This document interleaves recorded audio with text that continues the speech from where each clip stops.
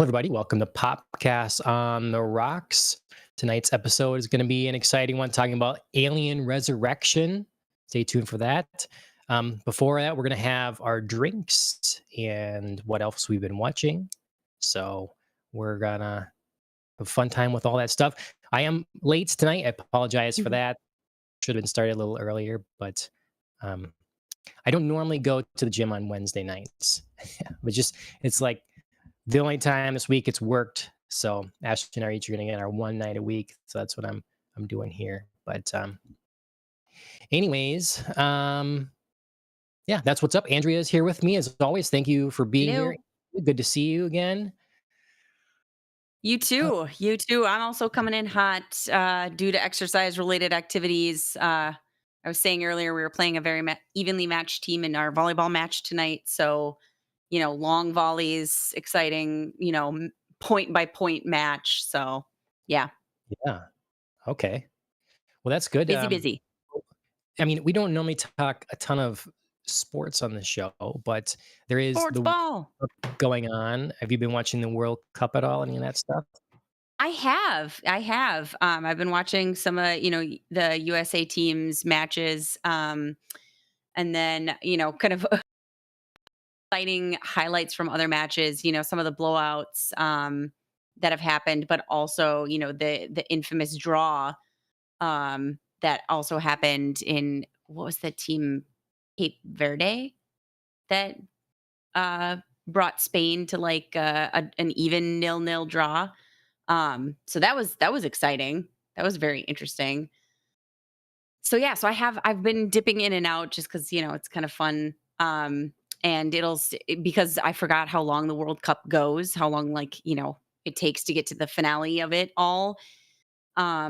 I will be in Ireland when matches are still going on, so I'm kind of hoping that maybe there'll be something Mm, exciting there.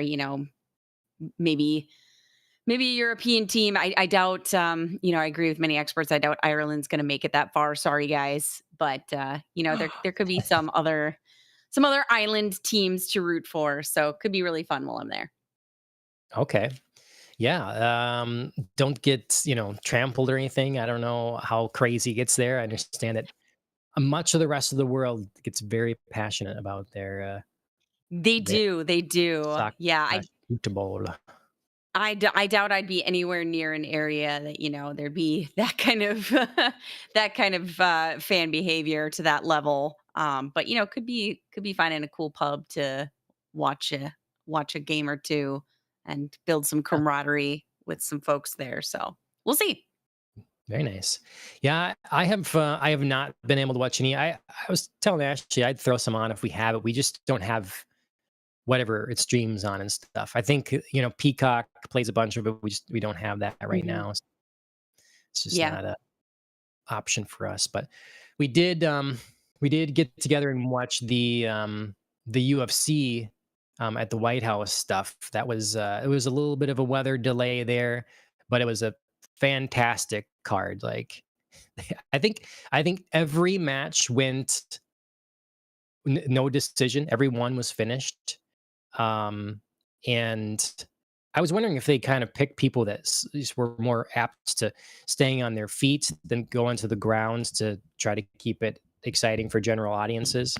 But yeah, really some really good matches there. So that was fun. A little Excellent. different being on a Sunday. For people getting up early next day working because went pretty late. But Yeah.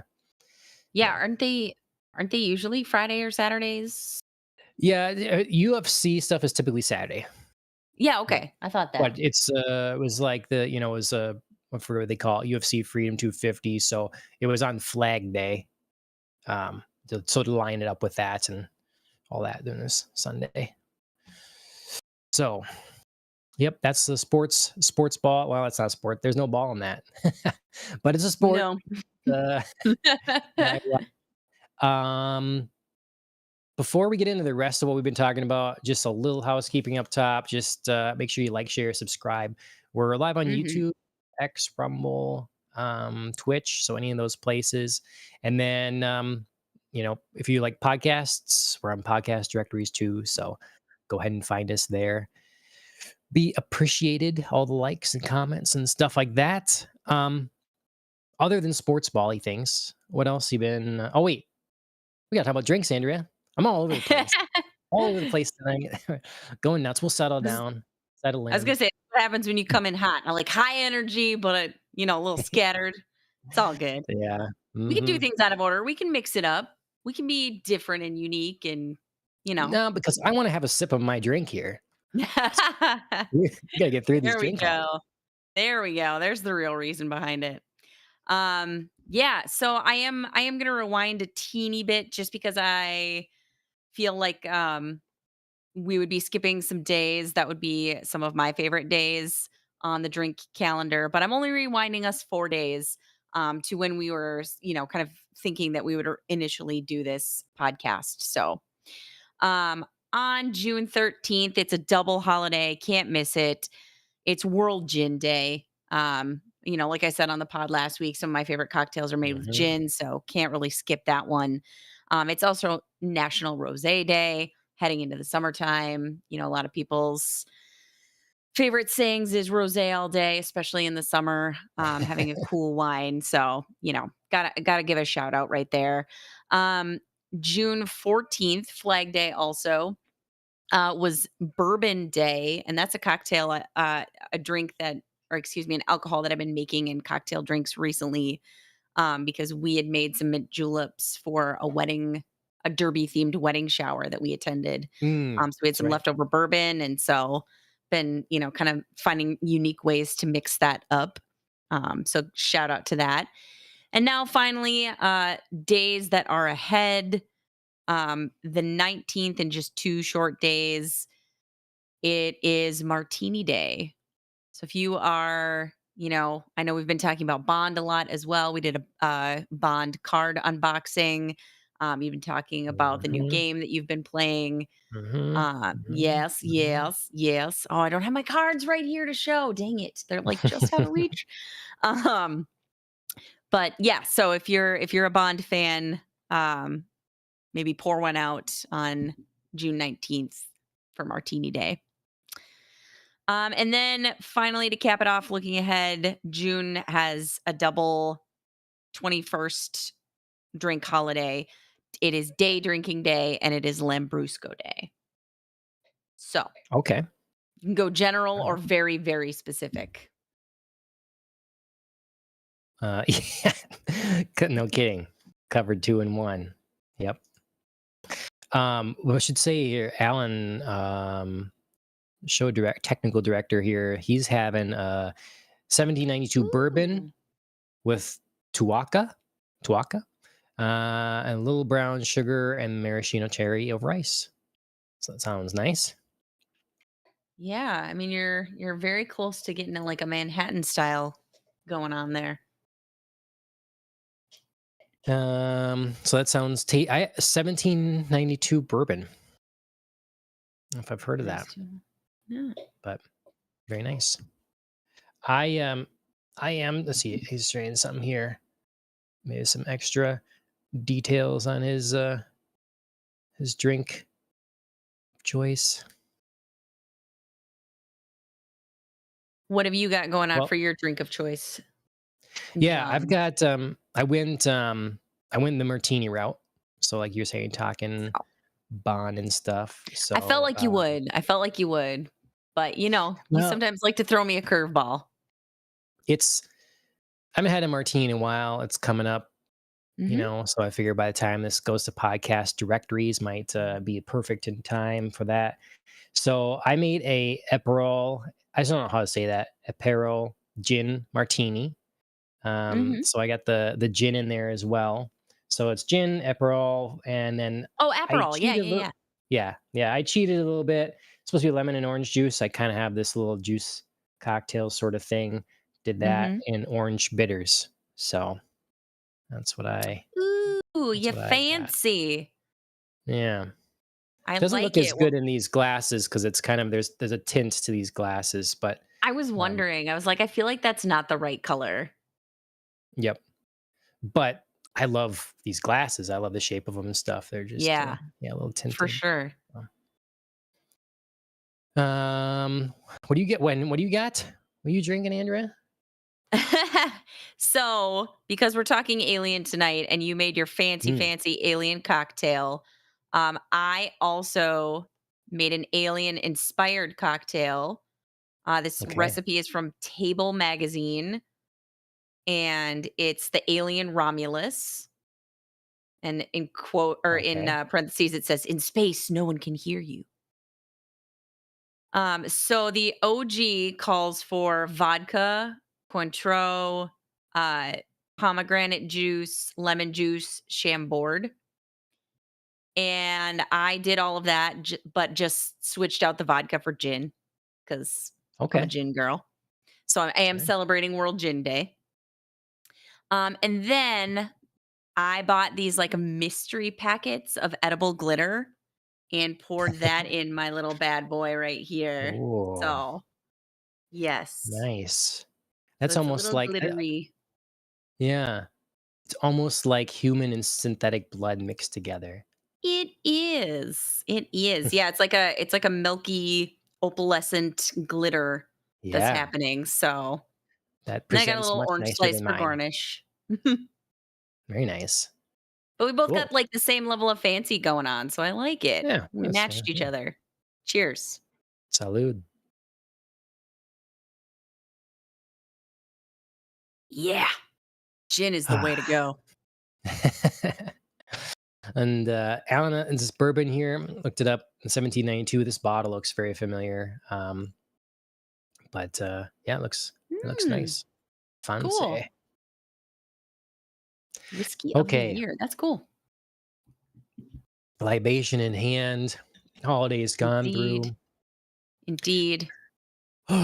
What have you been Check, check, watching in these check. last couple weeks? Because yeah, other than sports ball, it's been a while, so I've gotten quite a few things watched. How about you? You have. I have been catching up with some fun things with Chris, but not like, I feel like it's not new stuff, but catching up on our old favorites. Mm, We returned to Ghost season 5 and have been watching through that. It's still going strong. I love that show. Highly recommend it to anybody who needs a laugh, but also, a good emotional moment. They just did like a Christmas Carol spoof on the show because we're behind, obviously. So, watching the Christmas episode now in June, but it was really great. And the English major nerd in me really loved it. So that was a lot of fun.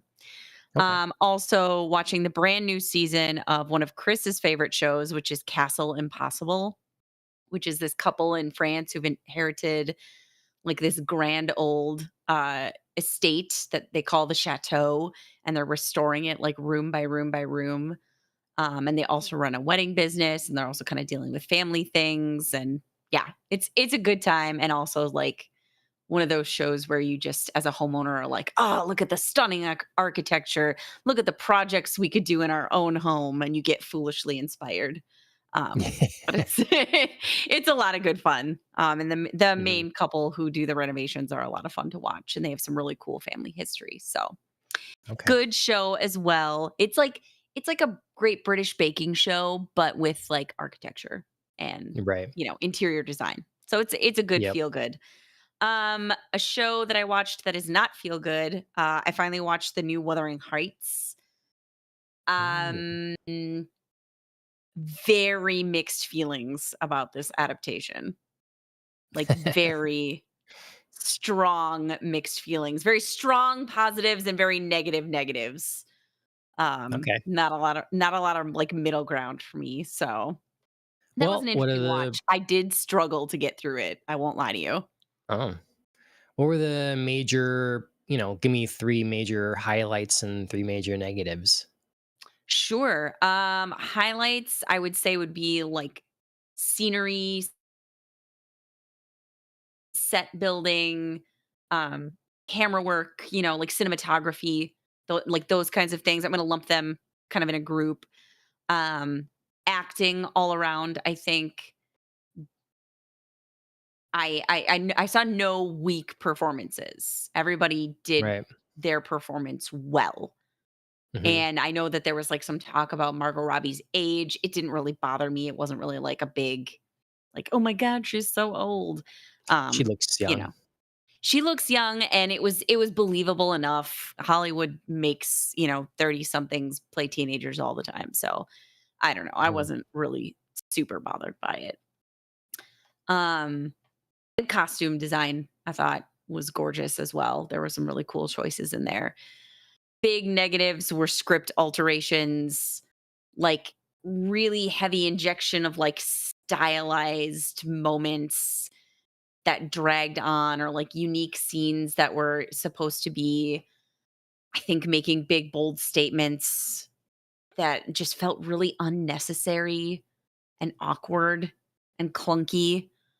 Um, I felt like this sort of like for shock value, sex Mm. and gore, and there were just things in there that didn't match the tone of what I know from the script, and it felt really forced. It just felt really like, "This is my vision on the movie." Mhm. So, yeah, I I didn't love this take. I think Did overall, you I would not, rank it higher than some of the other versions I have seen. did you find it romantic? Um, there were moments, but overall, I would say no. 'Kay. I don't know what, because I wonder if it's me, at my age, being a man, being married. I don't know. Um, I had a hard time feeling sympathy for some of the characters, and Well, and I mean, um, you're not supposed to feel sympathy for all of them. Some some of them are just really bad characters, and they make horrible yeah, choices. right. And so I have no other context for Wuthering Heights. I went Mm, into it understanding that this was a very different retelling, but like I don't mhm, know what the original is. Now I've heard a few pieces here and there, some changes and such, but yeah. um, yeah, I mean, Ashley and I went, I think it was for Valentine's Day or thereabouts. I think that's when it came out, and we had a good time. We Yeah. we liked seeing it, but it doesn't it's not it to me does not ring as romantic, and I don't um yeah, I don't know. I also don't understand Jacob Elordi. I don't understand the appeal. Like, not that he's not good at acting, because I think he did a good job in Frankenstein. He did a Mhm. good job in this. I just don't understand the like fanfare about him, I guess. Sure. Yeah, I mean, I have kind of like polar opposite views of his acting experiences because sorry to anybody who likes this. I foolishly watched Netflix's The Kissing Booth, which he is in, and Mm, hated it. And he was like a mm, terrible, like, I'm brooding and mysterious older bro. It was very like stereotypical. And I don't know, it just kind of like left a bad taste for me for his acting. Um, sure. not to say that that's necessarily his fault, but, it's not a great introduction. But then, like, seeing him in things like Frankenstein, I really enjoyed his performance much more than I thought I would. Or this, I enjoyed elements of his performance because his Heathcliff is different. I enjoyed elements of his performance, and I thought that he committed well to like the choices he was making about how to portray this character. So I Hmm. respected his acting, even if I didn't love the script choices. So yeah, so I have two very different experiences. I like him more now as an actor, but I wouldn't say I'm necessarily like a fangirl, or that I think, his attractiveness is beyond, some sort of normal level, because he's attractive, but not for me to like an obsessive level, or like a Sure. otherworldly level or whatever. Yeah, he's just always a kind of a candidate. I mean, people banned him about for James Bond. Just That doesn't feel like a role I see him in. no, no. I But don't know why. anyways, Well, it's not that he couldn't do it, it's just I don't know. Alan says too tall for 007, and which is Yes, true. he I mean, is. they've That was actually the first thought that came to my mind. some people did a skit. I'm not sure who I sent it to, but it's like if Lordy was Bond and he's trying to blend in or something, and everybody's like, "Oh, look at this bloke walking in here." It's like, "How tall are you?" And just like immediate attention, that he's he's so tall. But yeah, Yeah, I mean, well, I it's mean, hard to, blend in as a super spy if you're towering above everybody. You know what I mhm. mean? You would never get lost in a crowd, Yeah, especially if you're trying to yeah, make a getaway. It'd be like, "Oh, well, there's the tall guy." yeah, yeah. But I really like the scenery. There's some beautiful shots. Mhm. Just that's what I really walked away enjoying from it. Mhm. But glad Yeah, you the got to moors see were it. gorgeous. Maybe we'll have to do a comparison, or like pick a different version that you like a lot or Laurence something, or Olivier. that you've been wanting to watch or something, and then we can watch that and then compare Yeah, contrast or something. 1939, Laurence Olivier. Okay. Solid. Okay. Be a fun classic night. Very good. Mhm. And then a show I see you put on here that I completely forgot about. I was like all Yeah. about this. And then I was like, oh, wait. Yes, that's right. This exists. Yes, yeah, I just started it recently. I watched the first episode of Spider Noir on Amazon, and it's definitely a show I'm gonna have to give another give another episode to form like a am I gonna keep watching opinion. Um, things I things I enjoyed, but things I was a little skeptical about as well. Hmm. Um, so yeah, I'm not fully sure. I like the premise of it. I love Brendan Gleeson as like the main, you know, foil, the main villain, Mm. called Silvermane. I enjoy his acting a lot. I'm not sure if I'm gonna like where the story is going. Um, I don't want to like give too much away, but Sure. I feel like they could take like a really standard approach to Nick Cage's character in terms of like I used to be a superhero, but I retired from that game, but now I'm going to like get pulled back into it. And I don't know if him fully becoming his super alter ego is feeling feasible. Nick Cage is looking a little long in the tooth for like Mm. some, full stunt work. So I'm a little nervous about that. It's Well, not that his acting isn't doing well and not that, like, right.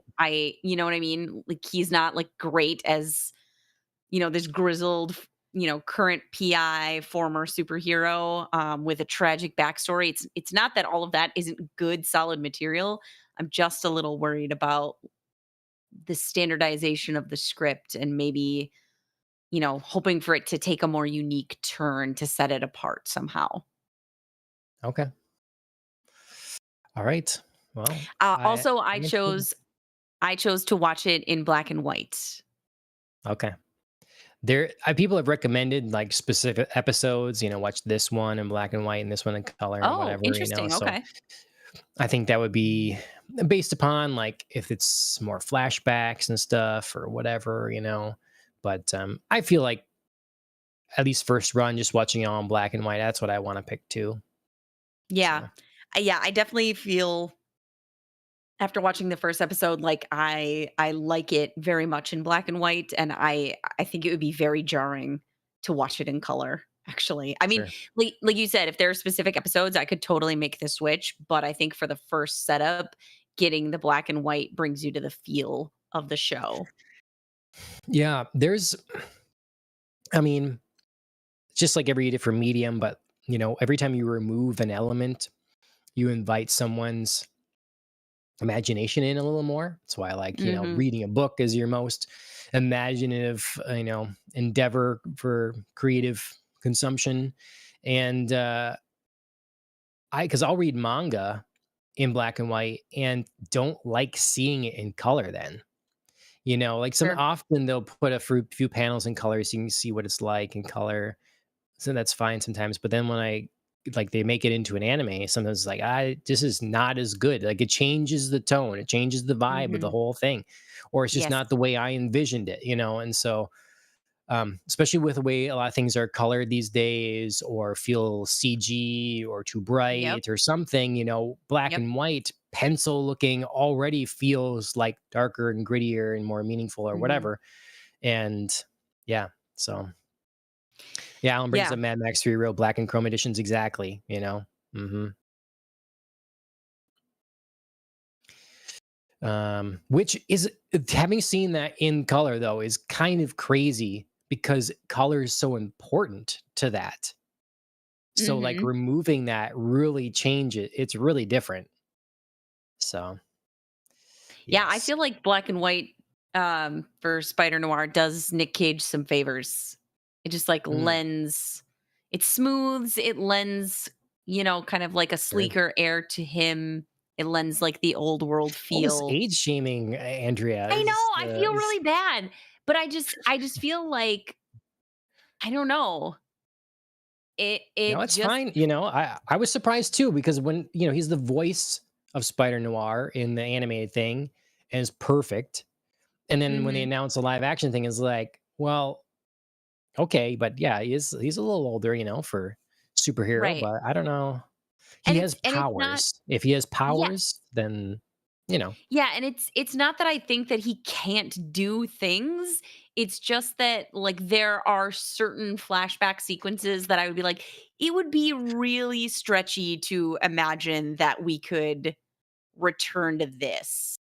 Do you know what I mean? Sure, It just sure. it feels a little unbelievable to have him like What I'm be saying pulled is back I'm shocked he into. can walk. I That's know. Is he upright? Most of his scenes are, sitting.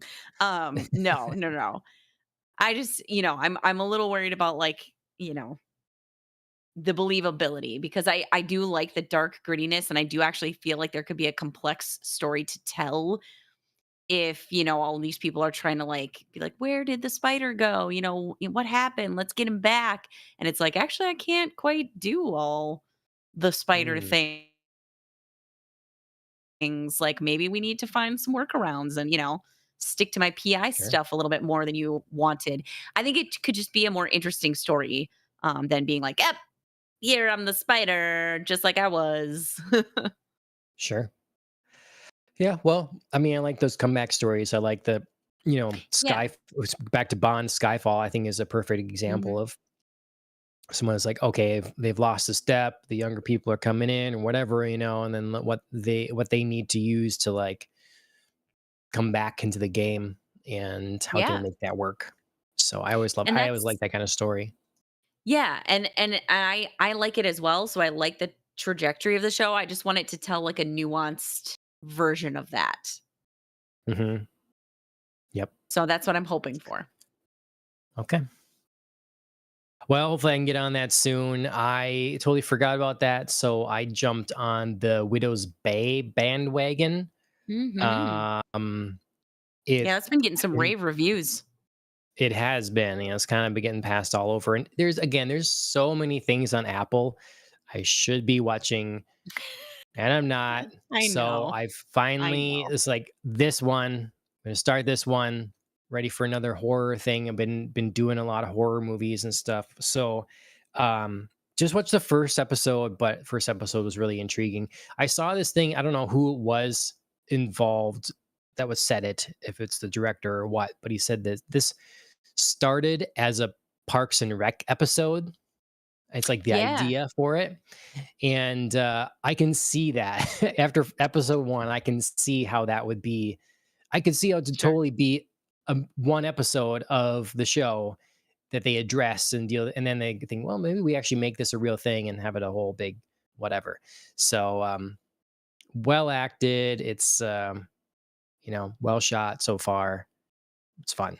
It's got the right amount of like creepy with humor, so it's good. but Nice. only in one in. I tried starting Daredevil Born Again season 2 again, and I just couldn't. I started episode 2 of and I don't know. There's a cheap quality to it, to like the how things are moving, the way people are acting. I just doesn't feel as genuine as it had in the past. And with so many things to watch, I just thought I'm just not going to right now. It's just so yeah, Alan shared Silo. Okay. Yes, Silo is absolutely a thing on my list. I'd love to watch. I love Rebecca Ferguson. She's great, so it'd be good.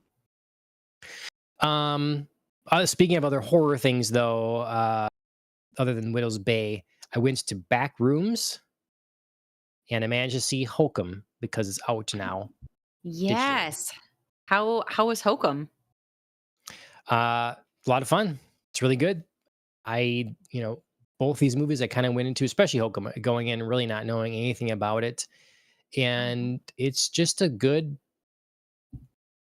horror tale. It's a little different than other things. You're introduced to a main character you don't really like, but then you sort of understand why a little bit why he is the way he is and what he's going through. And Mhm. it's like the right amount of like creepy things without, sometimes Mm. things they jump in too fast and they show too much and all that sort of thing. And this really Mhm. doesn't. So it looks good.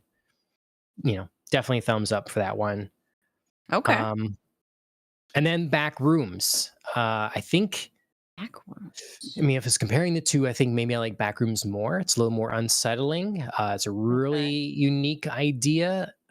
To my understanding, Mm. it's inspired by a video game, I think. Um, this is one of the two movies that have been made that's come out now that have done numbers that's made by YouTubers. I'm not familiar with these YouTubers. Both Obsession and Backrooms were made by Mhm. YouTubers and been very successful. But Backrooms, it's a little bit of a period piece. It's back a few decades, and it's this guy that's Mhm. he's got trouble. He's got trouble with his relationship things and money. He's trying to run his furniture store, and he discovers that there are basically endless passages in the bottom of Hmm. um, his furniture store, and it reminds me a lot of like Creepy. Portal. It's not a bunch of jump scares or anything. It's just eerie and unsettling, and yeah, I definitely recommend it. Um there's been so many horror things this year, and I'm happy I'm getting to watch some of them, and Backrooms is definitely a good one. So Okay. um I'd like to see Obsession yet, but I think I'm not going to get the chance to go to the theater for that, so I'll have to pick it up when it's available on Mhm. digital or whatever. Um and that's mostly my horror stuff other than Alien now here. And Of then course. a lot more Bond. Just been focusing on 007 First Light. I'm pretty far in it now. I must be actually you can look at it here. I am 15 hours in. 15 almost 15 and a half hours in. So the game is So only like a 13 to 20-hour game. So okay, so um yeah. yeah. Are you doing or I should say preface this first, is there the possibility for side missions and other things? And if so, are you doing that? So this is pretty much uh in terms of overarching is a linear cinematic experience. It's part of what makes it Okay. hard to put down because it really keeps going. That's why, like I Okay. was saying, if you don't think you'll play it, you should definitely watch someone do a playthrough and watch it as a mini series because someone will Sure. be good at it, and they'll do it without dying and they'll just go through the whole thing and you'll get the story, the latest Bond story that's going on, which Sure. is good. There's plenty of Bond movies that's the story is serviceable. It hits the beats it needs or whatever, but it can be a reason for action set piece, whatever, but this Mhm. is a good story, and there's some emotionality involved. There is, um, like, the game took 7 years to make, but there's a surprising amount of, like, this story works perfectly for right now. We deal Mm. with AI and quantum computing, and again, the relevancy of the double O's and people and all that sort of thing. It's it's been very good. So I feel like I'm probably on the final mission. There is going to be later this year some added story DLC, so there'll be some more missions to play, and then you can always go back, play things in a different manner, because there's a lot of different ways to tackle each mission, each scenario. Okay. And then there is also like a challenge modes and stuff like that, so you can go in and I haven't done any of that yet, but yeah. So that's been Very consuming most cool. of my time, if not something horror related. Yeah. Um, and I then like it. eh, You're for in your another you're in episode, what feels like your summerween. what's that? Yeah, right. You're in your summerween. Yep. I it'd be interesting to go through sometime all the gaming because that's the other thing that's happened in pop culture here that I've Yeah. been paying a lot of attention to is all the gaming stuff. Everybody basically had their presentation over what was kind of the now become a E3, but everybody just does their own Yeah. thing. So Yeah, I've had a that lot all going lined up on. to get watching. I skimmed over some highlights of things, but I haven't, like, dug deep into everybody's presentation, so that's on my list of things to do, over the next few days as I am briefly child-free. Yeah, right. Yeah, I kind of rank, you know, Jeff Keighley's Summer Games Fest is probably the best one. Then we had the Mhm. Xbox one, then the Nintendo one, and then the PlayStation one. That would sort of be my best to worst ranking Okay, in looking at solid. those and what they had available. The whole Xbox story and drama right now is nuts. It's changing all the time. If you're Mhm. unaware, Asha Sharma took over. She's new CEO of Xbox, and really, she's been saying a lot of the right things to fans, doing a lot of the right, making a lot of the right moves, all that sort of thing. But she said there's going to be some tough decisions ahead, and it seems like that's probably gonna be the case. They're gonna likely start firing a bunch of people, closing some studios, all this sort of thing. But I don't know. I mean, they have a long hill to climb. And if someone is really dedicated and committed to making Xbox last and stick around and stuff, I feel like maybe she's the right person, is assembling the right team. So there's going to be some tough times, but I think that I'm hopeful that the tough calls are made and they work out for the best. So Mhm.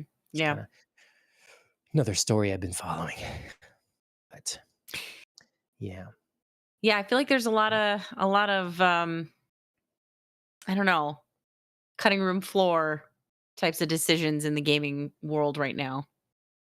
Or just looking at, yeah, the first light news that you'd posted and reading through that, fumble by Amazon about, whether or not to continue.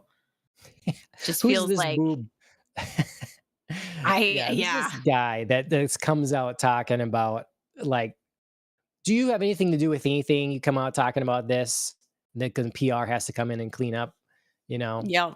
Um, Yeah, yeah. this yeah, I was gonna say this hits somebody's inbox in PR and they're just like, Yep. Well, I don't know. Right. So there's an article here from Dual Shockers, is they talk about how someone from Amazon comes out and it's basically like, look, we don't know. We own basically it comes off as, look, guys, we own the IP of James Bond now. This other game that's out right now, that was done under the previous people, and we are going to be the ones. We're in charge of the IP now, and we're be making the game, maybe making the games going forward from Amazon Game Studios. We have our own gaming stuff. Why would basically it, and people look, Amazon has been trying to do gaming stuff and they mostly been failing. So if Yep. these guys, again, if they have such egos that they can't let a good thing that's working continue to work, we have real Right. problems. We have real problems Right. for the future of the franchise and one of the world's biggest franchises here. Right. Um, yeah. Yeah, it feels like this was gifted on a silver platter to be like, "Look how this can revive interest in the IP that you have now." Do you know what I mean? Like, it's Yeah. just such a boon to them, and this guy just, like, just knocked that platter over, was like, "Get it out of here, Yeah. Yeah. fool." It's I don't know. Sometimes it feels like people in high places are just adverse to making money. They just don't want to make money. It's like they have some Right, that you have your like an agenda or an ego you need to stroke or whatever. It's the same thing as adaptations. You got people that you have a beloved thing. It's proven that customers love this thing because it sold umpteen thousands or millions of copies. And instead of taking that thing and converting it faithfully with love to another medium, it's like, hold on, I can make this better. I got to put my stamp on this. If we're going mhm, to do this, what's the point if I don't make it different? You know? right, Well, the point is maybe someone didn't read the book and now they can experience this classic story in a different medium that they will mhm, enjoy. Maybe mhm, that's the point. And maybe also the point is for you to make money and to give customers the things they want. And so sometimes it's just that again, the egos and the agendas and whatever, it's just they can't put it aside. They don't want to make the easy money. They gotta right. make it for themselves. Well, and I think there's nothing wrong in adaptations with small tweaks because, I think there are opportunities to improve certain stories, especially, if you've read like Common Complaints or you've, read the material and you're like, in discussions, yeah, everybody wishes this one thing would be fixed or like, this little tweak would happen. There's nothing wrong with, putting your stamp on something, but like it always feels now like it's gotta be so different. The tweaks have to be so big so that, like, "This is mine now." And it's just like, my goodness, like, it doesn't need to go that far, Mhm. you know? Yeah. There's There like you there's say, there's nothing wrong with being, like, faithful to the story and then making, like, some sort of 1 or 2 unique choices that aren't like full character altering choices or full world, you know, changing choices. It can be small. Small things can be impactful. Yeah, I mean, there's room for nuance with this. It's like it's not black Exactly. and white. Right. Right. You It's not can like don't tell when change nothing or like change everything. There's a right. happy medium. But You yeah, I can just tell feel like when it's something so is far the other done way. with love, if something is Hmm. like you say, if you're Yeah. looking over and there's like for years this has been a critique or whatever, that's that kind of thing. There's room to look, we care about this deeply, and you can just tell if they do or not, or if it's just a dismissal, and like Right. whatever, well, look, we're doing this, so get over it. um I also personally make uh I draw a line or whatever. I say if you have something that's popular, relatively popular, and it's never been adapted before, you now have the chance to make the definitive adaptation. So like when I like to so if there's someone's going to put a Batman villain in a Batman movie and they've never been seen before in a Batman movie, Hmm. I would say try to make them as faithful as possible. Try to make them, they have to fit into the world of whatever you're doing, I guess, but maybe if they Right. don't fit in your world, don't put them in there. If you have to change them too much to make them fit. If they've Right. never been done before and never been done well, then don't don't do it, So like sorry, if they've never been done before or never been done well, then try to do it faithfully. Hmm. If it's like the Joker and the Joker's been in movie after movie after movie after cartoon animated over and over again, you start allowing for leeway, in my opinion. Right. You start like, okay, well, let's get different interpretations now of this tale or this character that's been told over and over repeatedly. Right. That's where I think that it that makes more sense. Um, Right. but it's just my personal view on that. If for me, I wouldn't want to take, and then there's the stuff that's like I used to do this all the time. 80s, 90s would say inspired by this or whatever, based upon whatever, and it's loosely based upon, but it's a book or something that most people never heard of. They have an author, they sold the rights, make a movie of it. They don't care. They got a bunch of money to do it. They're lucky they got it. They're lucky they got it. They're excited about it. And they do whatever. And basically it has the same name of a murderer in it and a location. And that's it. Okay. But we're not talking when we're talking about giant IP or things that are beloved or Right. classics or whatever, Right. you have a different responsibility. in My Common yeah. Yeah, it's different when it's common cultural experience versus, like you say, like, more niche things that a you know, brand or something brand new that not a lot of people have encountered before, it's a lot different. Your handling of it and your approach has to be different. So, Yep. yeah. This is, like, the nuance that, we think about, and I think, true fans think about a lot, but sometimes seems to be missing in a Yep. broader, like, media culture, but Yep. Okay. Well, you can tell it's been a while since we've had a regular podcast because it's it's been a nearly while been since a we've had while. a good rant, John, a good, back and forth Yeah. like that.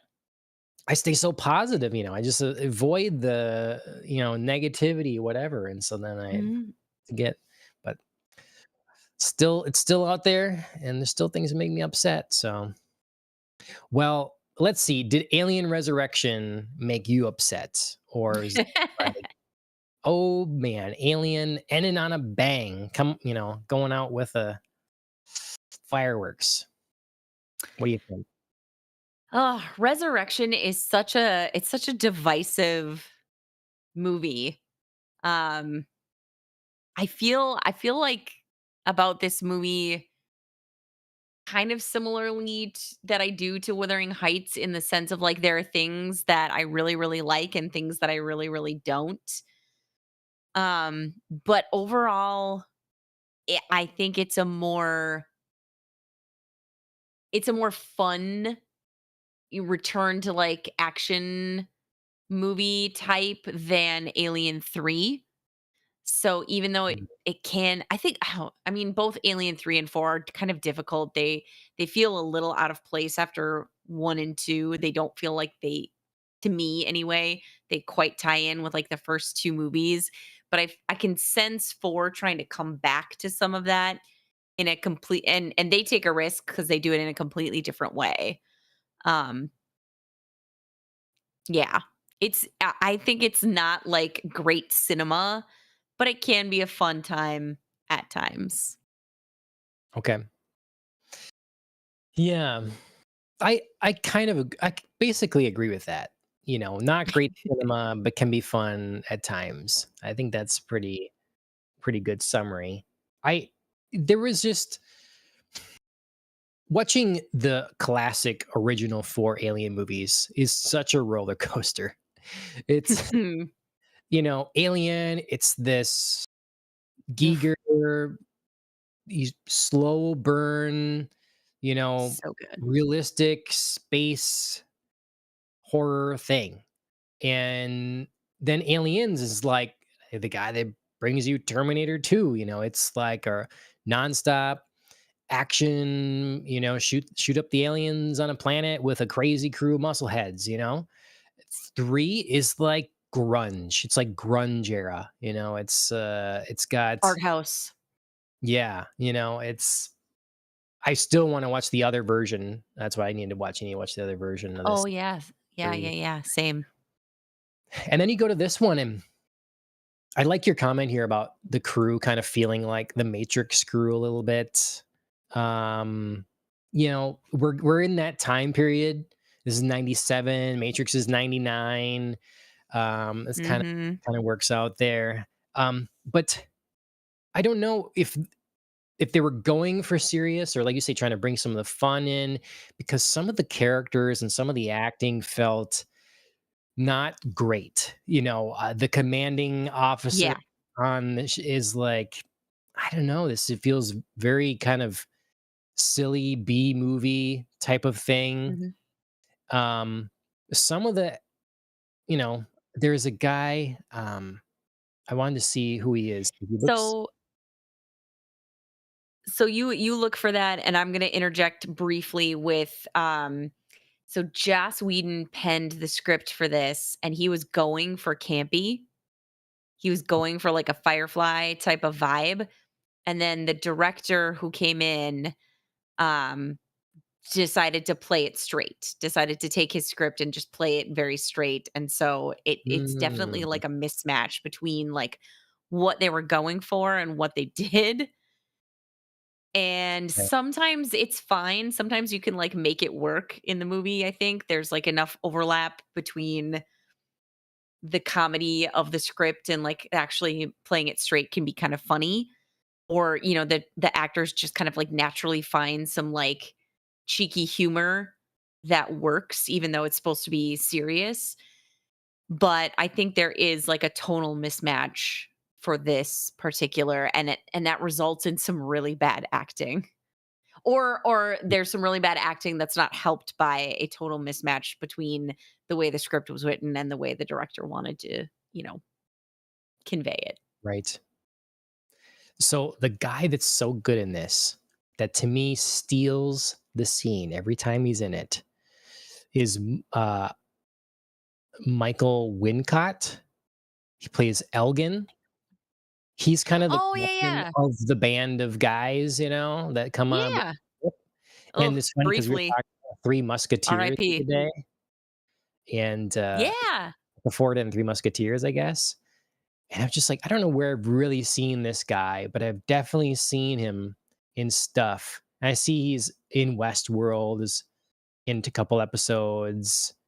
He's in Mm. Nope. Well, I didn't see Nope, but Ghost in the Shell, I guess, the movie.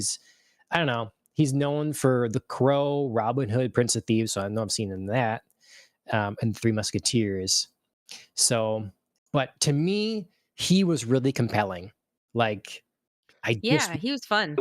want him to stick around more, and I Oh, believe yeah, his I know his lines. face.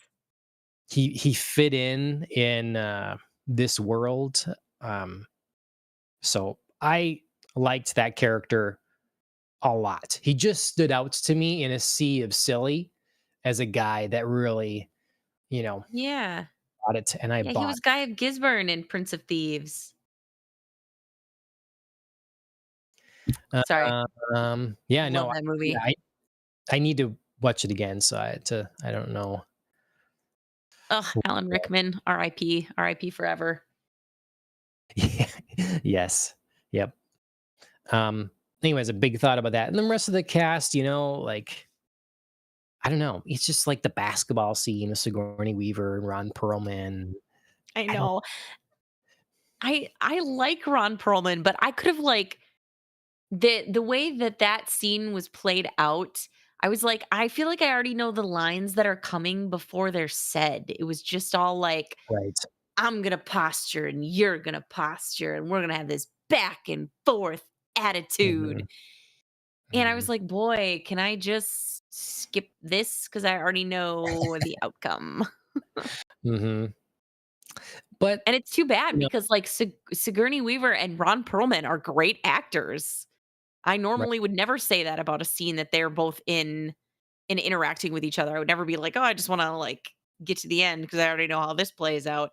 And they still found moments to be interesting, but yeah, like, it's rough. The script is really mhm. or like I said, the conflict With that between the script and the juxtaposition.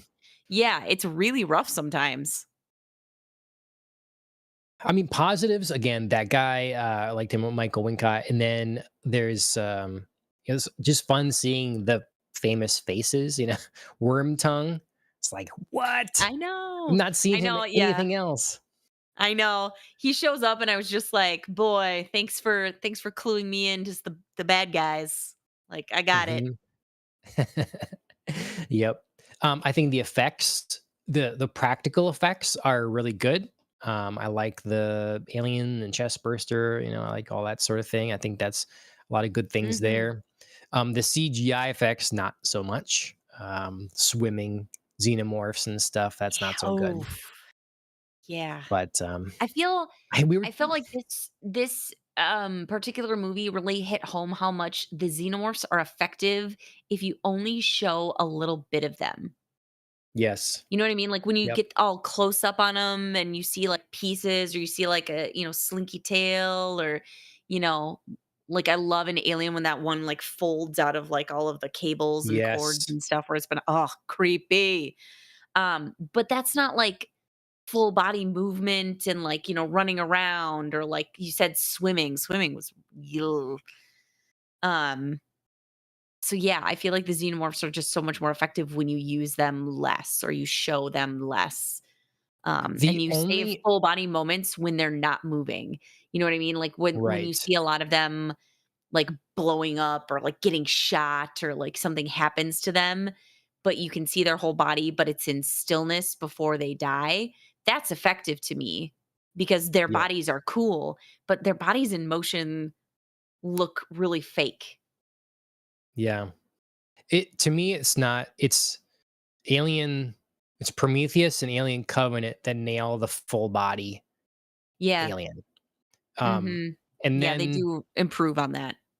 Romulus, Romulus too. So any of the creatures and stuff, and those to me, those newest of ones. But then they go that way. They go way too far in the TV show, and I love the TV show. I am Mm. excited for season two, Yeah. despite some issues. But the broad daylight, full body guy in a suit xenomorph is just not. It's just not scary anymore.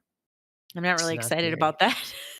I'm still gonna finish the TV series because I did wait until I was done watching the movies, and I'm gonna finish that up now, but I'm not Oh excited my! about I that. totally forgot that you hadn't seen it. I 100% thought I we mean, talked about it on this show.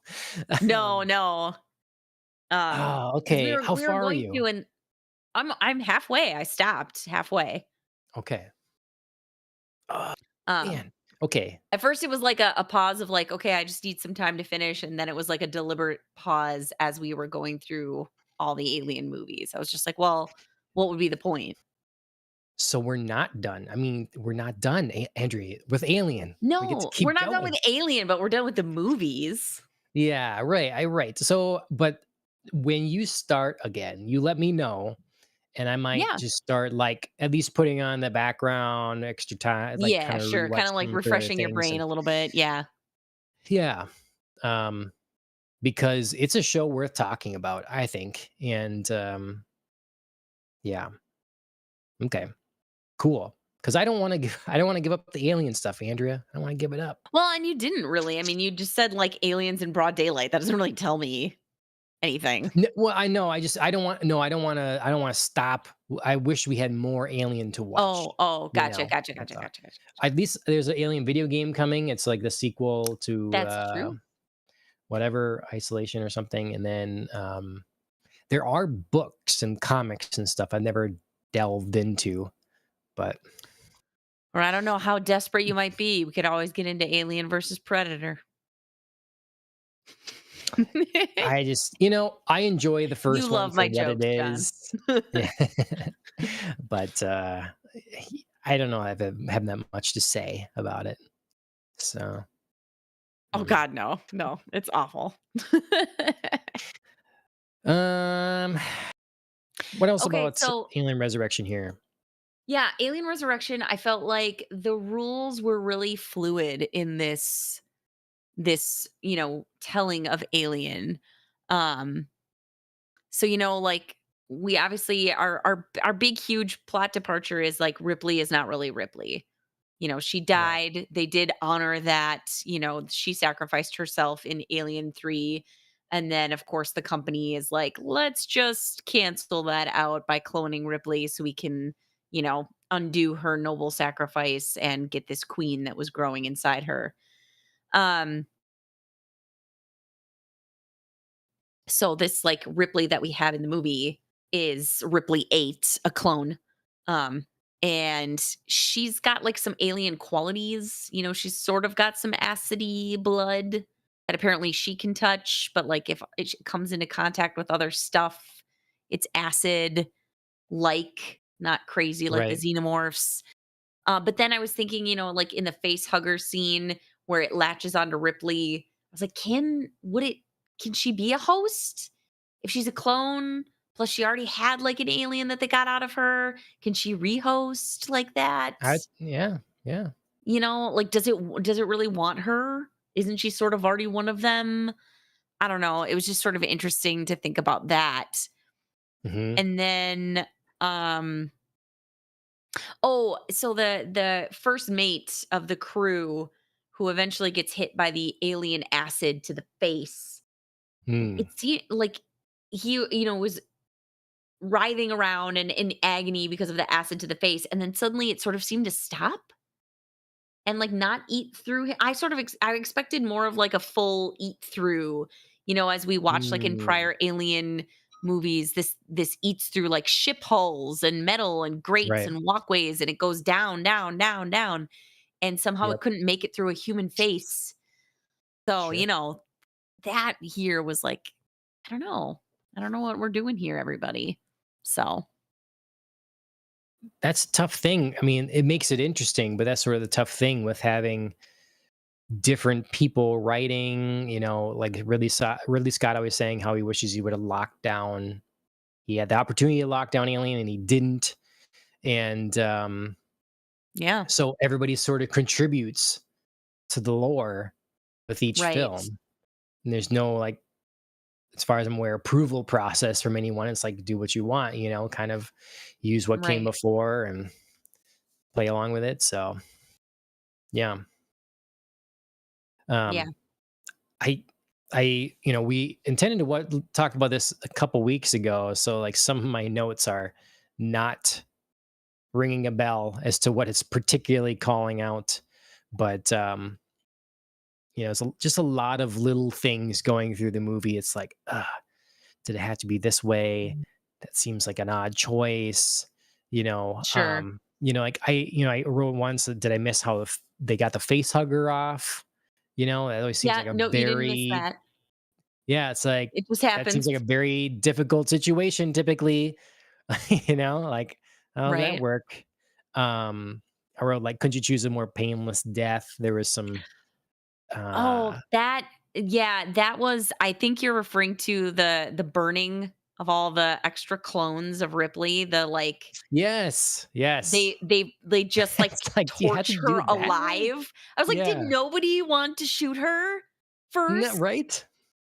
Yeah, I mean, So, I will say in that scene, I simultaneously was like, "Please don't burn her alive," even though I want you to kill her, and I think it's gonna be very cathartic for all of you and, end her suffering. And yet also I was like, "Wow, props to the, effects and makeups teams because that was truly horrific in there." yes. They Yep. built some cool props to, like, store in, like, the liquid storage and whatever, and then, like, that clone gone horribly wrong was just messed up. It was the stuff of Yep. nightmares. Well done. Mhm. Um I was like, they checked for weapons very poorly. It's like the guy in the wheelchair, he's just like fully loaded. This is, everybody's I know, got I stuff up loved it. their sleeves or something. It's just like, I wow, knew he okay. had stuff in the canteen. I was like, "This is so Mhm, obvious." Oh god. mhm. That was Um, really funny. Also, I loved the gun trail that the captain follows. I was like, "Okay, I guess this is like following a candy trail for kids," because he was just like, "Ooh, a weapon. Ooh, a weapon. Ooh, a weapon." uh, um, and then the betrayal scene was interesting to me. So on one hand, we get to reveal that Winona Ryder is a synthetic. Yep. So that's cool and stuff. And then, she is shot and stuff. But it just seemed like an odd moment. Like, really, you're going to choose to do this? How did you think you could possibly would get away? Now he does get away for a bit here. I don't know how, but um, it just seemed like an odd choice from his stance there. Like Yeah. you're standing in the open, whatever, But did you see Winona Ryder as a synthetic? Did you see that coming? I remember so as I watched it this time, I remembered in the first time I watched it, I did not see it coming. Um, but then this time I was like, "Oh, right, like I do see this coming." You know what I mean? Like, and it made more sense, like thinking, watching it now as more of an adult and, thinking about acting choices and like kind of, the experience we've had thinking more critically about movies and things like that. I was like, yeah, these choices feel like she's a synthetic. Um but Okay. yeah, when I first watched the movie way back, as a teen, I was definitely like, "Oh, what?" Yeah. Yep. I wish I knew what I was talking about here. Well, that's actually disturbing as fuck. Again, is it Mm. the clones? Oh, I bet it's the newborn. Um, And is it the death of the newborn as it slowly gets sucked into space through a tiny little hole? yes, Ah! that's what it is. That's what it is. That was Yeah. So I was watching this on Amazon, and it gives you like the little trivia sometimes for scenes, and it was like, this was actually like a death that they wanted to do in a previous Alien film and just Mm, couldn't figure out the effects to do it. And this director was like, I got it. that's that's what it is. I had to go back and watch that. Yeah, that was. Yeah. Oh I man. actually, Mhm. speaking of the newborn, I wore this shirt because it kind of like reminded me. It's like the Ah, same nice. color and it's got like all the teeth and like kind of like the, Cool. Yeah. jutting out. Even Very though nice. Kaiju is definitely better. Um, but yeah, the newborn is a very creepy part of this movie that we should talk about at some point. Yeah. Well, and then I want to. I just have I have this comment here. I just, unless I'm missing some science, can we stop having people survive when there's a giant Yes. hole in a spaceship, or in the vacuum of space Yep. and a door is open, or what? Like one of my Yep. favorite movies, Sunshine. I love that movie, Okay. but they have to I go don't know that I know it. between two sections. Really? Oh my gosh, it's like almost always in one of my top five movies. It's just so good. Okay. But great cast too. It's Danny Boyle. Danny Boyle did it. And Mhm. anyway, there's a scene where they have to, like, I Mm. won't ruin it Mhm. for you, I Mhm. guess, but there's a exposed to space scene. I'm like, just Mhm. no, I do not Ooh, think good that could cast. happen. It's a great cast, stellar Yeah. cast, best role I've Yeah. ever Wow. seen Chris uh, Evans in. Okay. So, Yeah. Yeah. yep. Yeah, I'd be interested to watch that. Yeah, it's swinging back to the effect. Yeah, this one is particularly egregious, I feel like, because there's the whole both, Sigourney Weaver and Winona Ryder are there, and then we like enter Earth's atmosphere, and it's just sort of like it's just air. I'm like, no, you're still like how many thousands of feet above breathable airspace? Like this isn't just Mhm, like, the normal close to ground air that we breathe, people. mhm. There's a reason that planes which fly within the Earth's, orbit or you know what I'm saying, like our Atmosphere. atmosphere. Thank you. Could not think of the word. There's a reason, like if you kick out a window or a door, like it has the same effect. It has that same like, pulling effect. It's just not air up there the same way. Yeah. Now I do believe that the whole thing that they do in movies all the time, like in a Bond movie or something, where if a window busts out of a plane, that everybody gets sucked out. Like, like you can Yes. have some damage, something, like a larger chunk pulls up, and there's a lot of turbulence and all this sort of thing. But it's Right. not this, like, because the plane is constantly pulling in air and stuff like that from the outside. So it's not like you're pressurized in that way where it's like you pinhole and then like whoosh, Yeah. I believe. I think they addressed this on Mythbusters even, because they They like to do do. that in Gosh, movies. But you're like the 3rd person this week who's like, we've been talking about something and they've been like, "I think a Mythbusters episode talked really, about that." it's been Feel like it's so the long since universe. I've watched any of that. I know. I was like, I feel like it's the universe being like, "Go rewatch some of that." I would. Okay, well, you wanna talk about the newborn. Let's talk about the newborn then. I do. It's such like a creepy. I forgave, some like weird stuff about the newborn because it's like a new alien. Um and it was really horrible and creepy and you know, this like half human, half alien thing. Um I know they kind of had built it to address the fact that a lot of people had been like, well, the xenomorphs don't have eyes. So, they were like, okay, well, we'll give this thing eyes. And it makes it just horrible to give it these like, windows to the soul and these, vehicles for facial Mhm. expression. And it's just awful. It's, I think, one of the most actually successful parts of the movie, this creepy Sure. little thing. Again, the practical effects were well done. So, Mm it hmm. just Mm woulda hmm. stuck to that, and we were in a time period where CGI was just, like, gonna be more of a thing, and people it got a little out of hand. Mm Um, hmm. because even, like, how great the effects look in the first Matrix movie, when you go to the second Matrix movie, they're just like, "Ah," just, like, do the effects, make it happen, and you go back and watch now, it's like, "Ah, it looks really not good."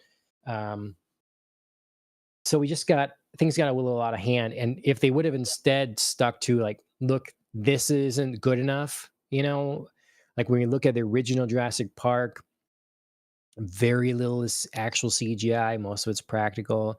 You go to the second one, it's the same deal. Like, they Mhm. really, you know, constraint. Like, if you just need a certain shot and you can keep it masked enough or in the dark enough or whatever, Mhm. it's just let the constraint be there. Know that you can't, it takes you out of it, takes the audience member out of Mhm. it. Less so during the time, you know, um, it, more so now. We're like, okay, yeah, Right. but yeah. Okay. Anything else?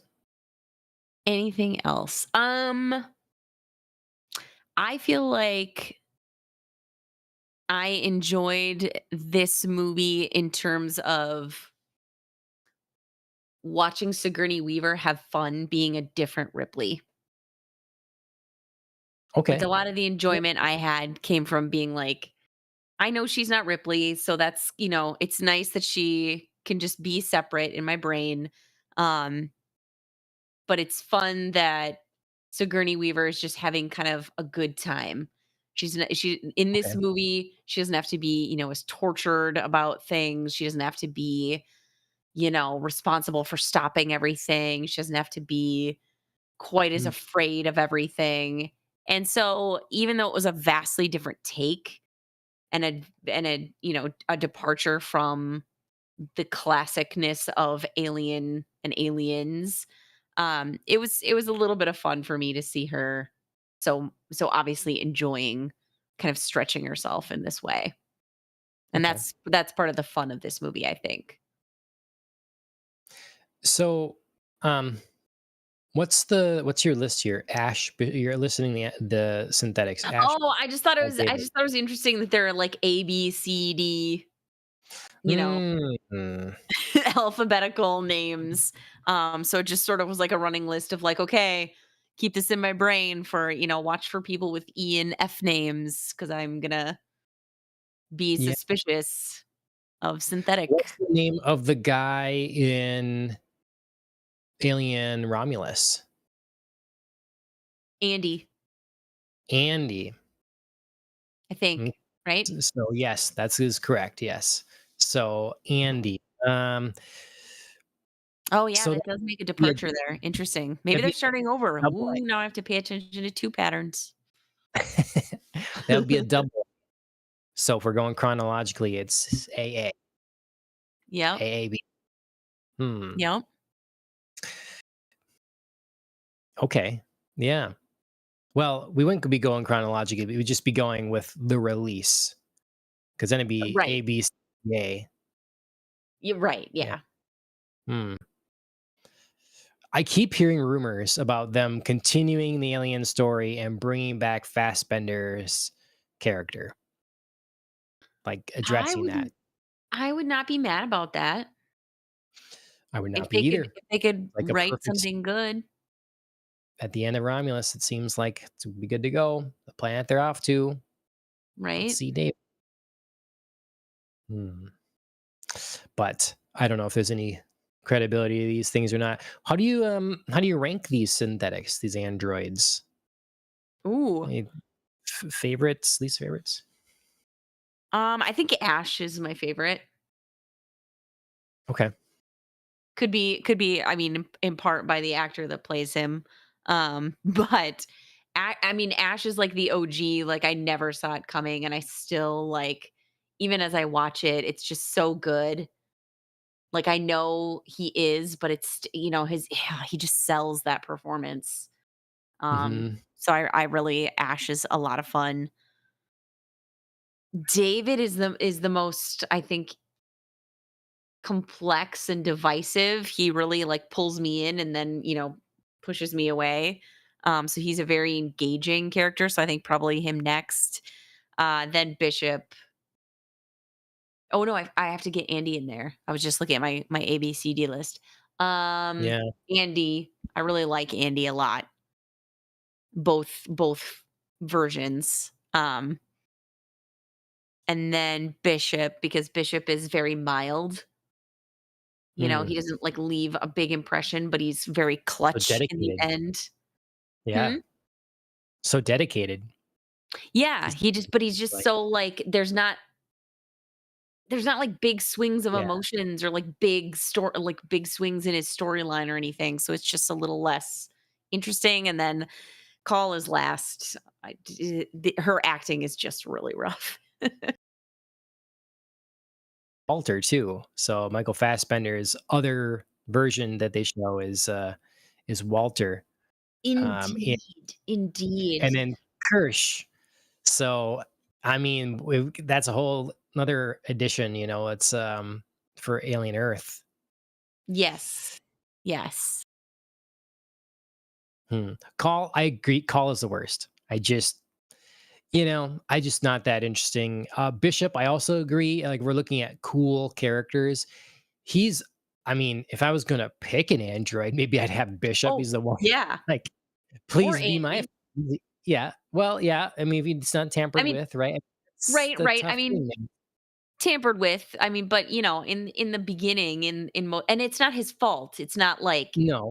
No. It's not like David where he's like, "I'm gonna choose some of this."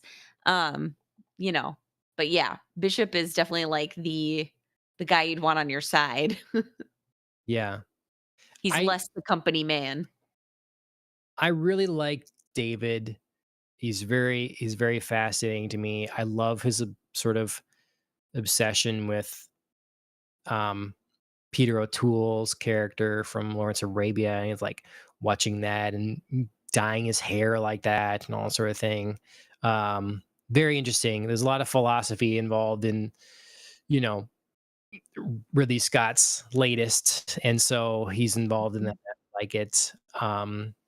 The Andy, I also just because the performance is so good, having to Yes. deal with both characters so radically different. I think that yeah, I don't know. Andy's really good. And then um Kirsch from Alien Earth, I really like as Yeah. well. The way that he's played is really cool. Mhm. There's some questionable motivation things that come up, and I'm hoping those things get explained more going ahead. But I like him a lot as well. And then um, yeah, Ash slash Rook.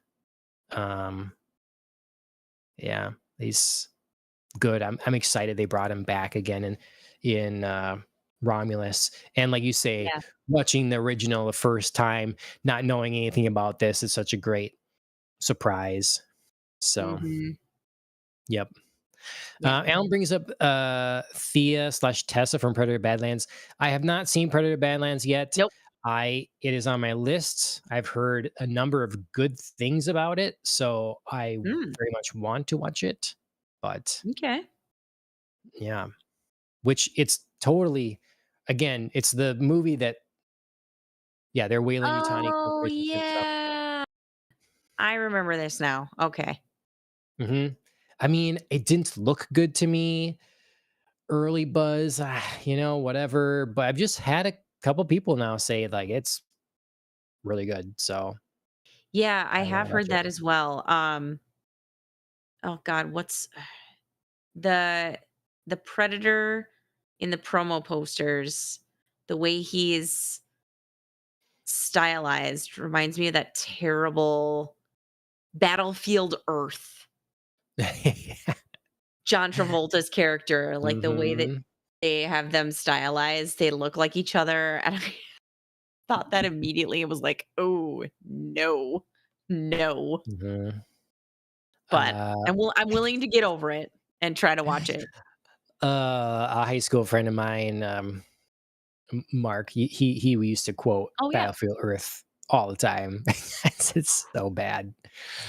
It I mean, is there's rough. fun in quoting a bad movie too, you know? Sometimes things are Mhm. just so bad that they're so memorable, and hilarious Something about leverage. Yeah, there's something about leverage, and there's a line about leverage you'd always use.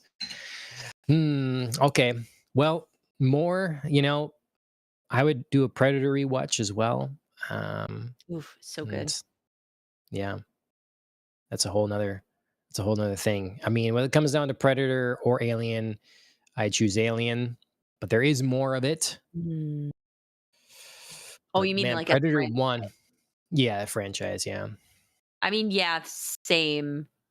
But yeah, if you ask me to choose between Alien and Predator, like OG movies, it's Both movies were hard. early scarring, like, They touchstones for you, were. right?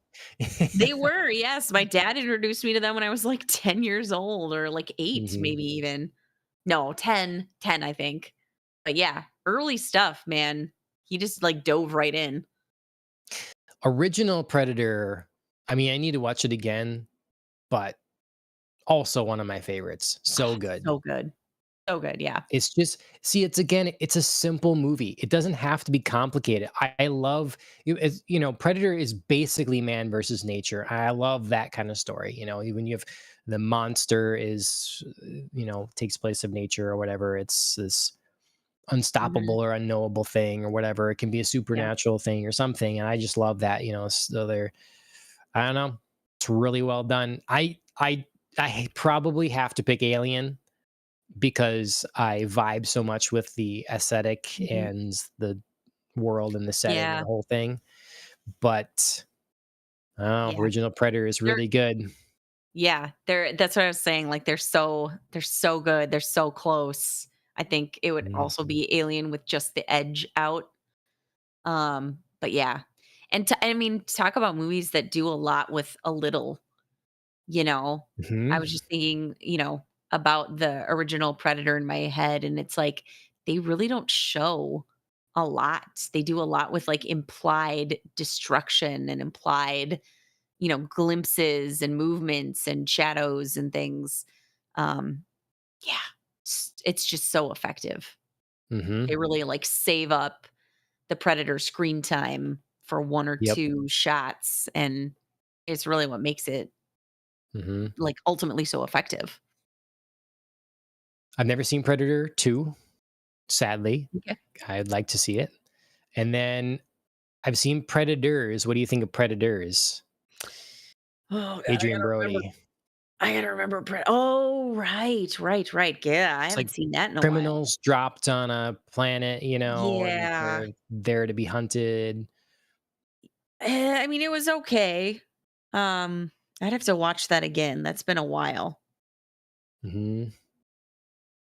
I remember liking it quite a lot, actually, being pretty Yeah. surprised.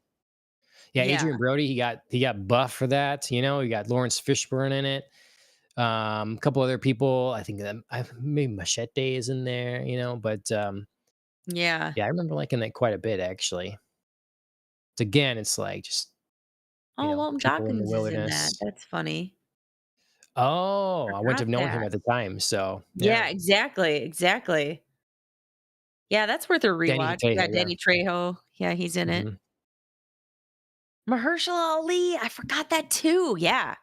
I would go back and watch some Predator. Yeah. Well, let's whenever you get to Alien Earth and you get through that, you let me know. We'll kind of talk about that. Can be our kind of cap up of Alien here because it should be Yes, discussed, especially before season two, whenever that drops. And then yeah, we of can always look course. at going back through some Predator because it'll be a fun mix of never seen before, haven't watched in a long time, kind of thing. Yeah. So Yeah, mhm, mhm. um, yeah, I think that'd be fun. 'Cause, like, I haven't seen it in quite a while, and that was such, like, a first, movie experience, like, early movie experiences where a lot of my dad's choices in Alien and Predator were very formative. Yeah, yep. Okay, well, that's been little Predator talk, a lot of Alien talk, a lot of other things talk, some rants and raving about Yeah, creatives and we got a whatever. lot of we got a lot of darker choices going on in our watching Like habits, what we've been watching, yeah. I mean, you always do your dark light thing. I don't usually consider that Yep. much, but yeah, between Alien Resurrection, Backrooms, Hokum, Widow's Bay, yeah, that's all. Like you say, horror Yeah, I ish mean, stuff. Spider Noir, Wuthering Heights Yep. is definitely not, light watching. Right. I feel like the only Yep. yeah, I'm barely pushing back with my little ghosts Hmm. and Castle Impossible, like, just a little fun. Yep. Yep. I've got Bond, I guess, so that's fun. It's That's less true. I fun. mean, Mhm. first light, literally in the name. Yep. Right. Okay. Well, that's been Popcast on the Rocks, episode 204. Thanks everybody for being here. Sorry for the late start. And again, and that it's been a while since we've had the show, but hopefully you've been enjoying other content. Like I say, we did a card opening stream of a Mhm. bunch of unopened classic GoldenEye trading cards. We still have Yeah. basically a half box left, Yes. so lots to look Yeah. through. Maybe we can manage that next week, or when you're no longer solo parenting or something, we'll get an extra Indeed. night in and do that. And then Ohio Anime, we should have that. That's what should be actually next week. Finish out Mhm. Hell's Paradise. I know Ashley's ready to Yes. watch that, and I think Me we only too. have 3 episodes left or something, and then we'll Yeah, have 3 or to 4. figure where we go next. We got Free Ren season 2 to talk about, and there's going to be new stuff coming up soon as well. So, kind of endless possibilities in on the anime front. We'll just have to see where we all land. But for you to see where we land, you should subscribe in all the applicable places. Again, YouTube, Rumble, X, Twitch, all those places, and then we're on podcast directories. Make sure you um, yeah, like, share, subscribe. Our friends, you should check them out. Killing the Mhm. Flower. They wrote our theme song. Track Mouse. Well, he's not Track Mouse 34 anymore. It's just Mike Bryant Racing. Check him out.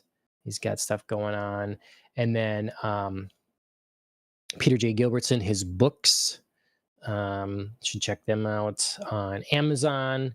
And then I'm going to get the shout out right for my friend that's doing the bourbon stuff here. It's Oh, yeah. Chiefs Bourbon Cabinet. Chiefs Bourbon Cabinet. And he's does like shorts on YouTube or Instagram. So either place. If you're looking for a recommendation of some bourbon, check a look. But that'll do it from us. Andrea, thanks for joining me as always and putting up with my ramblings. And All right. see you Sounds later. good. Cheers.